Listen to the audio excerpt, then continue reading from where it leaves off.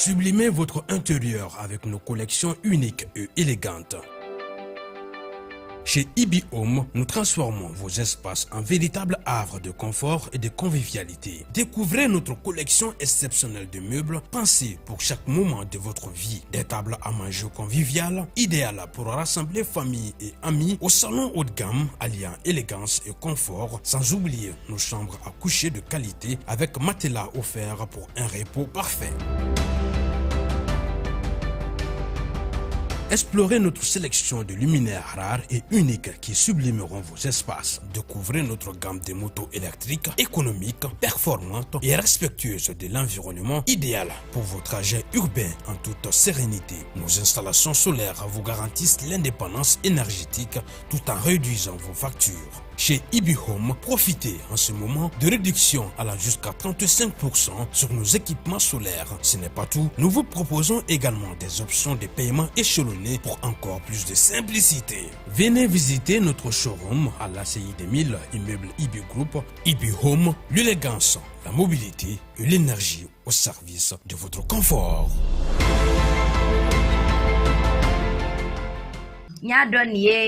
Ande muso ka furu sabana minɛ ye sake. Furu sabana wa? Arama, ne jiginne la dɛ.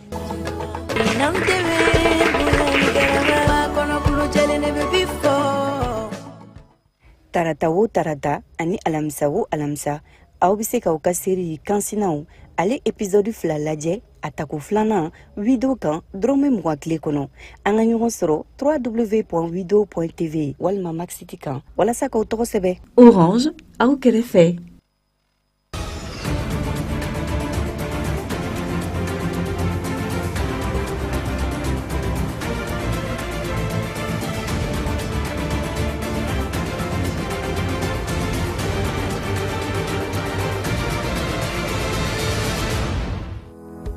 Yɔrɔ min bɛ yen nɔ ko Pro Translex ale ye kalanyɔrɔ kɛrɛnkɛrɛnnen bila sen kan yaasa ka se ka maaw kalan dɔnniya kuraw olu la baarako ɲuman na min yɛrɛ na kɛ sababu ɲuman ye ni ka sɔrɔ sira o don o maa ninnu kɔrɔ.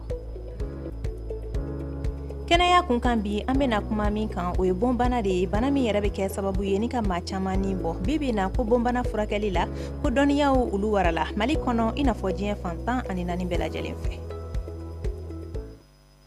Ni ka barakɛta bɛnna hijanɲɛ bara ma, a bɛ bɔ bara la ni ka kɛ i ɲɛnajɛ fɛn ye. Advance TV la anw diyaɲɛ ko dɔ ye aw kunnafoni ko ɲuman ye. A ye ko ɲuman kɛ anw sugandili la ka aw kunnafoniya, a ye aw bisimila. Bi tɛnɛ ale don kunnafoniyaw kɛnɛ kan. I n'a fɔ an y'a fɔ ɲɛna cogoya min na kunnafoni daminɛ la yaasa ka se ka dɔ fara bɔlɔlɔ la baarakɛlaw olu ka dɔn ta kan ka kɛɲɛ ni dɔnniya kuraw olu waralayɔrɔ dayɛlɛ Sebeni kɔrɔ min yɛrɛ na kɛ sababu ɲuman ye ni ka se ka sɔrɔ sira da o don sifinakaw olu kɔrɔ cogoya min na. Baara in kun fɔlɔ o daminɛna ni UIA ale kalan ye n'an b'a fɔ o ma ko intelligence artificielle. An ka kunnafoni ɲinina Isa Sise ale tun bɛ kɛnɛ kan an ka ɲɛmada ka sɔrɔtaw la. Nin baara ninnu bɛ tali kɛ mɔgɔ 30 bɔɲɔgɔn kalanli la hakilimasa dilannen la n'an b'a fɔ o ma ko intelligence artificielle. Ka d'a kan ale bɛna kɛ sababu ye ka yɛlɛma don baara dɔw la. Nous avons jugé opportun de lancer une session inaugurale sur les usages de l'intelligence. Anw y'a ye k'a fɔ intelligence artificielle matarafali ɲɛti bɛ kosɛbɛ nin wagati in na wa o de y'a to Pro Translex ye ni kalanyɔrɔ sigi sen kan k'a daminɛ ni kalan ye k'a kɛɲɛ ni baarabolo ye. Wa olu baarabolo dɔw bɛ tali kɛ kɛnyɛrɛye baara sariya labatoli baara fo ka taa se subahana mansi baaraw ma. Numérique, et donc l'intelligence artificielle faisant partie bien entendu de ces aspects du numérique. Ka se ka intelligence artificielle kunkun n'a ɲɛɲɛ bɛɛ dɔn yalasa baara dɔw bɛ se ka nɔgɔya o de ye nin hakilina nakun ye. 3 choses essentiellement. Qu'est-ce que c'est l'IA? Ni kalan bɛ tali kɛ fɛn saba la. Hakilimasa dilannen ye mun ye? A bɛ baara kɛ ni minɛn jumɛn? Wa baara bɛ se ka kɛ n'a ye cogo min na baarabolo ni baarabolow la. Artificielle. Quel que soit son secteur d'activité. Nin tile fila kalan min labɛnna a dɔnbagana fɛ a kɛra sababu ye kalandenw ye fɛn caman faamuya wa u y'u ka nisɔndiya jira. Intelligence artificielle n'an bɛ se ka o kɛ i n'a fɔ hakilimasa dilannen ka formation sur o hokumu kɔnɔna la o fɛn kan. N bɛ se k'a fɔ a nafaba de bɛ ne kan ka d'a kan a bɛna na n dɛmɛ n ka baara kɔnɔna la kosɛbɛ ka d'a kan ne ka kunnafoni di baara la n ka baara dɔ sinsinnen bɛ kosɛbɛ kunnafoniw sɛgɛsɛgɛli kan donc kunnafoni lankolon minnu bɛ cari ani kunnafoni jɔsentan minnu bɛ cari an ka baara ye ka se ka olu sɛgɛsɛgɛ an dun ɲɛ b'a la bi k'a fɔ ko olu caman bɛ cari ni intelligence artificielle ka baara kɛla i b'a sɔrɔ a minnu bɛ cari u dilannen don ni intelligence artificielle de donc ni anw ma se ka intelligence artificielle outil maîtriser a bɛ gɛlɛya an ma. projet ɲɛti bɛ diɲɛ baara ka siniɲɛsigi la wa o de kama ProTranslexi sɔnni sigi ni formation in kan yalasa baaradege hakilina kuraw bɛ se ka sɔrɔ baaraw bɛ se ka kɛ ka ɲɛ cogo min na.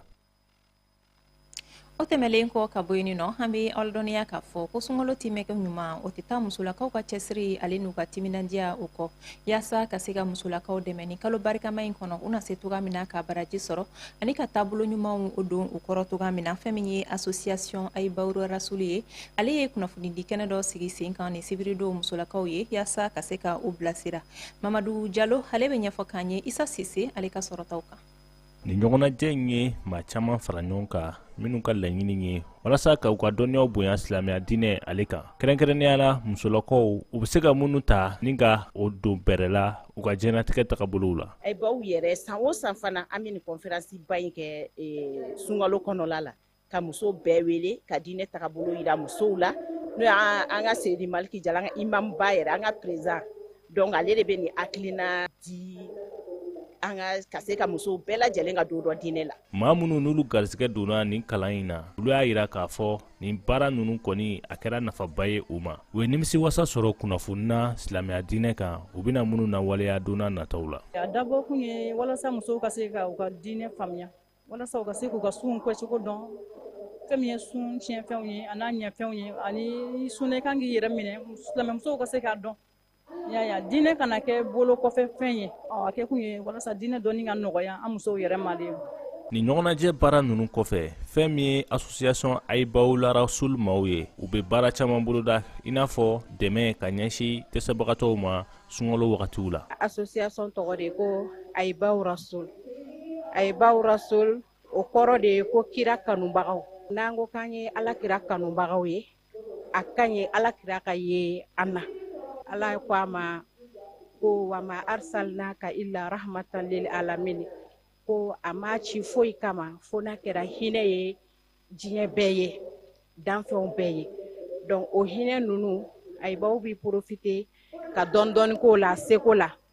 o dɔ ye ni sunkalo sera an b'a ɲini ka dɛmɛw fara ɲɔgɔn kan k'a lase muso cɛsabagatɔw ma ni mɔgɔ minnu mago bɛ dɛmɛ na. Ni seli sera an b'an seko kɛ ka fini di denmisɛnninw ma a ɲɛci bɛ minnu ye. Ni silamɛya koba fɛn fɛn min n'a bɛ kɛ an b'an seko la ni congé taw sera an b'a ɲini ka livre di dɛsɛbagatɔw ma. Association Ayibawu Rasulu maaw u ka laɲini ne walasa fɛn min ye silamɛya dɔnniya ni k'o cari diɲɛ kɔnɔna la cɛw ani musow bɛɛ lajɛlen ka se ka diinɛ matarafa ani fɛnɛ ka se ka dɔnniya ninnu ni ka u lawaleya u ka diɲɛnatigɛ la cogo min na bɛn ni kelenya ani ɲɔgɔn kanu o bɛ se ka jidi. Ni baara ninnu kuncɛla ni dɔw don ani seliw ye ka ɲɛsin silamɛ kelen-kelen bɛɛ lajɛlen ma. An bɛ taa ni kunnafoniyaw ye halisa kɛnɛya kun kan bon bana ale kɔni ye farikolo jɔsen fitini ale dɛsɛli ye a ka baara la n'a bɛ fɔ o ma nanzarakan na ko cellule. Bana in ale ka teli ka sɔrɔ sigarɛti ale ni gulɔmi kojugu fɛ hali n'o y'a sɔrɔ banakisɛ dɔw olu fana ka fiɲɛ a bɛ se ka sɔrɔ u fana fɛ a furakɛli u ka gɛlɛ a musakaw olu fana ka ca nka kɛnɛya tigilamɔgɔw ka fɔ la ko ni waati in na fɛn min ye bon bana ale furakɛli ye ko dɔnniyaw bonyana kosɛbɛ Mali kɔnɔ i n'a fɔ diɲɛ fantan ani naani bɛɛ lajɛlen fɛ. An ka kunnafoni ɲininaw olu wulila ka bon furakɛlikɛlaw olu sɛgɛrɛ ale n'a banabaatɔ kɔrɔ dɔw an ka ɲɛma dɔw sɔrɔtaw la. Bana kuntagalajan cancer n'a bɛ wele bon ale ye bana ye min kɔni bɛ sɔrɔ sigarɛti min kojugu ani gulɔminba fɛ hali n'o y'a sɔrɔ banakisɛ wɛrɛw bɛ yen nɔ n'olu bɛ se ka k'a sababu ye an bɛ don min na ko bi sɛgɛsɛgɛliw y'a yira k'a fɔ nin fɛn fila de bɛ cancer bana ni k'o sinsin adamaden ale farikolo la. Mali kɔnɔna la bon bana min n'ale ka ca kosɛbɛ o bɛ tali kɛ wolonuguda bon ani sin na bon ma. Banakisɛ dɔw bɛ yen an ka jamana na yan olu nɔbila a bɛ taa yɛlɛma selili in kɔnɔna la jɔsen fitinin ka bayɛlɛma ka kɛ cancer ye. O banakisɛ ninnu virusiw b'a la a fɔ ma ko hépatite B o virusi b'o la hépatite C o virusi b'a la virus dɔ bɛ yen a fɔ ma ko HPV human papilloma virus o wolonugu data ye o sen b'o la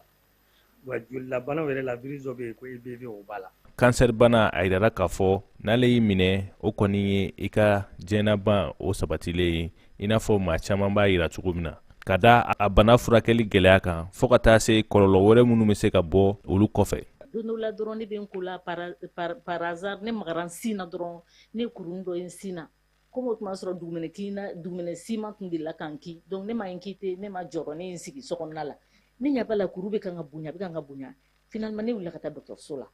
n'a fɔra mɔgɔ mɔgɔ ye adamaden o adamaden ye ko sin na bon ko bon b'i la o yɔrɔ na i tɛ foyi ye saya kɔ. An bɛ don min na i ko bi cancer bana a furakɛli bɛɛ lajɛlen bɛ se ka kɛ Mali kɔnɔna la fɛn min ye sɔngɔko ye o kɔni kɛlen don gɛlɛyaba ye. Donc an kan ka fɛɛrɛ tigɛ fura ninnu hali n'u da ka gɛlɛn bɛɛ ka don AMO la n'u donna AMO la a bɛ na ni gɛlɛya ye dɛ parce que AMO ɲɛmɔgɔw bɛna fɔ n'an y'a bɛɛ don a la est-ce que AMO tɛna jɔ a wariko la an t'an sigi k'o lajɛ parce que an bɛ Mali kura o de la an bɛ fɛɛrɛ tigɛ o kana kɛ AMO kana dɛsɛ an bɛ fɛɛrɛ tigɛ o kɔrɔ ye jumɛn ye fo dɔɔni ka fara AMO musaka kan ni misali don ni maa min bɛ 200 di kalo kalo n'o ta kɛra 200 300 ye min bɛ 400 di n'o ta kɛra 500 ni 100 farala bɛɛ ta kan. Dɔgɔtɔrɔw olu yɛrɛ kɛlen don ka kulu bila sen kan walasa fɛn min ye cancer banabagatɔw ye u ka se ka hakili jagabɔ kɛ u ka banaw kan juma o juma walasa bana in a bɛ se ka kunbɛn cogoya min na ani fɛnɛ ka kunnafoniw ani bilasiralikanw cari cogo min na mɔgɔw bɛ se k'u yɛrɛ tanga cancer bana ale ma. I taara i yɛrɛ sɛgɛsɛgɛ ka bɔ a kalama o yɔrɔnin bɛɛ la o bɛ se k'i kisi sintigɛ ma o bɛ se k'i kisi wari miliyɔn bɔ ma komi o bɛ se k'i kisi saya ma parce que fɛn min don n'i bɔra ale kalama joona dɔrɔn i bɛ dankara la quoi. Ka se k'i tanga cancer bana ma a ka kan i ka se ka fɛn min ye hakili to i ka kɛnɛyaw la ani fɛnɛ fɛn minnu bɛ kɛ sababu ye ka cancer bila mɔgɔw la i k'i yɛrɛ yɔrɔ majanya olu ma o ni ka taa ko sanga ni sanga dɔgɔtɔrɔso la ka taa i yɛrɛ lajɛ olu ye fɛɛrɛw ye mun bɛ maa kisi cancer bana ale ma.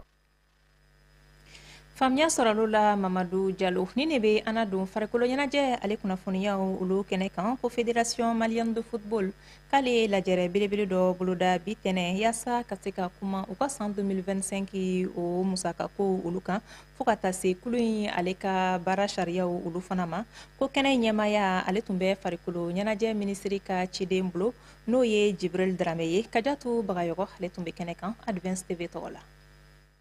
An ka jamana farikolo ɲɛnajɛ ko ɲɛnabɔ soba n'o ye Fédération Malienne de Football ye a ye laadala ɲɔgɔn ye balilen dɔ bila sen kan nin kɛnɛ kofɔlen kan a baaraw kun dɔ la ni gafe sɛgɛsɛgɛliw ye n'o bɛ tali kɛ déléguéw ka gafew kan o baaraw tɛmɛnen kɔ nɛgɛ kanɲɛ 10 tɛmɛnen sanga 3 bɔɲɔgɔn ye sa maa minnu kɔni y'a ko ɲɛnabɔbaw ye olu yɛrɛ sera kɛnɛ kan o de hokumu kɔnɔ a ɲɛbila baaraw tɛmɛnen ni baaraw sonsorola an sera maa dɔ ma n'ale yɛrɛ kɔni kɛlen no ka président d'honneur jɔyɔrɔ fa nin kɛnɛ kofɔlen kan a y'a hakilinata di. An bolo règlement bɛ respecté et an b'u encouragé o la bon an nana k'a yirula k'a fɔ u b'an invité a ka d'an ye parce que a b'a yira k'a fɔ halisa kokɔrɔw bɛ kɛ sabati quoi donc ne bolo ko ɲuman don. Ale ka kɔrɔfɔ tɛmɛnen kɔ Fédération Malienne de Football ɲɛmaa dangan fɔlɔ a fana ye ɲɛfɔli kɛ. An bɛ profiter o la insuffisance ninnu dɔw bɛ yen nɔ an b'olu fana corriger an sen fɛ quoi sinon n'an ma budget corriger a kana par exemple ni nin bɔra la budget bɛ se ka voter par exemple fin d'année la wala a exécuté bɛ daminɛ janvier mais n'a fɔra budget bɛ exécuté janvier ka tila k'o voter mars y a problème donc o de y'a kunba yɛrɛ yɛrɛ maintenant a tɔ ye insuffisance misɛnnin minnu tun b'a kɔnɔ c'est pas beaucoup ça doit faire 5 points maximum an y'olu de fɛ c'est vraiment léger. Bon u k'u jija texte minnu bɛna adopté farikolo ɲɛnajɛ min don an ka bonya lajɛ k'a kɔrɔta lajɛ a texte ka kɛ texte ye bɛɛ bɛ se k'i yɛrɛ sɔrɔ min kɔnɔ a texte ka kɛ texte ye bɛɛ bɛ se k'a dɔn k'a nana ta balontan ɲɛta kama a ma ta mɔgɔw kama donc n'o kɛra o bɛ bɛɛ lafiya bɛɛ bɛ se k'i yɛrɛ sɔrɔ a kɔnɔ a bɛ kɛ kunkɔrɔta y'an bɛɛ bolo mais n'o ma kɛ o kɔrɔ ko gɛlɛya wɛrɛw bɛ don a kɔnɔ an tɛ ala deli o la. Nin gafe minnu bɛna di déléguéw ma walasa u k'u hakililanta d'a kan ani don n'a nataw la k'a baaraw bila sen kan sa a na kɛ sababu ye ka dɔ bɔ an ka jamana dolantako gɛlɛya ka d'a kan an b'a dɔn ko don tɛmɛnenw na règlement ni textes kɛra sababu ye ka na ni gɛlɛyaba ye mun bɛna kɛ sababu ye ka jamana dolantan se dingɛ kɔnɔ an tun b'a sigi ni mun ye. Ali bi farikolo ɲɛnajɛ ale kun kan fɛn min kɔni ye championnat national ligue 1 pro orange ye ale tile 15nan baaraw senfɛ stade Mamadou Konate la isfasa ale ni Afrique football elite ko olu kun bɛ ɲɔgɔn na ko ɲɔgɔn kunbɛn in k'ale labanna filanin bi la fu ani fu Kajatu Bagayoko ka fɔ la. anga woni oga kene no championnat national ligue 1 orange ataku tanduna donata hukumu no espasi nale be joro sabana ni kuru mugan wolo vlale aleni afrique football elite no afe o be joro nanna ni kuru mugan sabaye ulukun ko dale no nyogona na en dulantan tagala mai ka faka damne kon mega dulantan basigli dulantan jagul flabe to nyogon dulantan sin laje ola ame sanga kono tona kuma kono wala sa ange fabian mansa alega ta kalilu tarawre no iswa chil gola shibakay ko nyini nga dala kana o temene alsa espasi na be uliga joke chugum na be sega chelu yara nga obaro tenye alsa ange fabian mansa alebe wuliga joke kukura nga kalulu wi joy jorola kalulu tarawre ga wuliga jo temeni ngo turube na se afe chelu gola shibakari mano abokar dumya ni be bado bakari jana ale fena bini joy jorola wala sa isfas kana chelu sorokado ngomita singala fiabola no jabi flan bila fu ani fu tako flana baro damene digidin karamo be yele maluku ka tonkono ame dulantanye mu yanga kabu wa wuliga jo be buya kukura dulantanje kulu flabe fe kafra wuliga jo ka amba e ka fugo engagement fena be na buya we ga sabe ka dulantana chama banan dulantan ko falen kono wa antena chelu fena yi nyogo sora be kunchano jabi flan bila fu ani fu machin ka gelen donc ne mun nana domna ibo laben ko analyser ka se ko tan balontana moko be se ka rujita do be se ka bana ni ko kite jo la ka gele effectivement moko chama meta be moko shegi nyoko na bo abebe 18 la mais amanji ja me baraka je pense que munu be lu fana na wo joro fin ka ira ka foko moko ma bo équipe la affaire de giden karamo ko fola dulantan kelen flani biote ko mu balla moko la je pense que a fait mieux jeu que il se passe. Mais deuxième mi-temps, ils ont du réserve, ils ont des joueurs capables de jouer accéléré et de créer un coup. Bon, ben, en tout cas, on a vu un bon match, deux belles équipes. On a partagé les points et c'est comme ça. Ni kuru klam kelen flani ton flabe fe ambe se ka faka kontenu deme ko sebe kuru ko ta fambela kadaka joro folo olu be se ka danfara do uni isfase nyobe joro sabanana wakati gele afe na lebe joro nanana mamunu bale ko olu fene be se ka temala ni journée ko falen kononana ni ne be dan sigi bi kunnafoniyaw la aw ni ce Advance TV sugandili la ka aw kunnafoniya ay to am fuleli la wasabaw ye jabarani ko la sanya dama don ni ne wulla bi suina nazara kan kunnafoniyaw o bena lasi awma modi wo kan sidibe fe nyano ce ne ba fo ala kamalila kana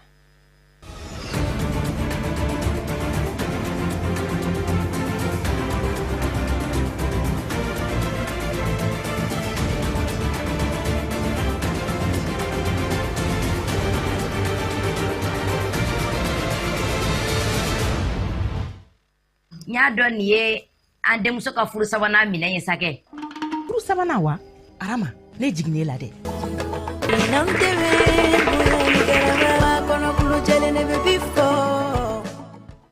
tarata wo tarata ani alamisa wo alamisa aw be se ka ka série kansinaw ale épisode fila lajɛ atako filanan wido kan drome mugan tile kɔnɔ an ka ɲɔgɔn sɔrɔ www.wido.tv walima maxiti kan walasa k'aw tɔgɔ sɛbɛ Orange aw kɛrɛfɛ.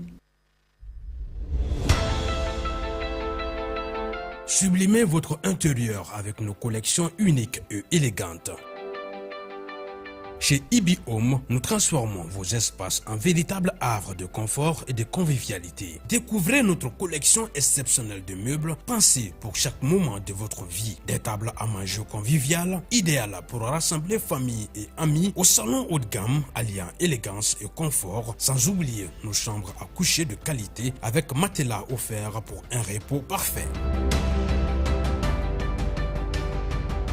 Explorez notre sélection de luminaires rares et uniques qui sublimeront vos espaces. Découvrez notre gamme de motos électriques, économiques, performantes et respectueuses de l'environnement, idéales pour vos trajets urbains en toute sérénité. Nos installations solaires vous garantissent l'indépendance énergétique tout en réduisant vos factures. Chez Ibi Home, profitez en ce moment de réduction allant jusqu'à 35% sur nos équipements solaires. Ce n'est pas tout, nous vous proposons également des options de paiement échelonnées pour encore plus de simplicité. Venez visiter notre showroom à l'ACI 2000, immeuble Ibi Group. Ibi Home, l'élégance, la mobilité et l'énergie au service de votre confort.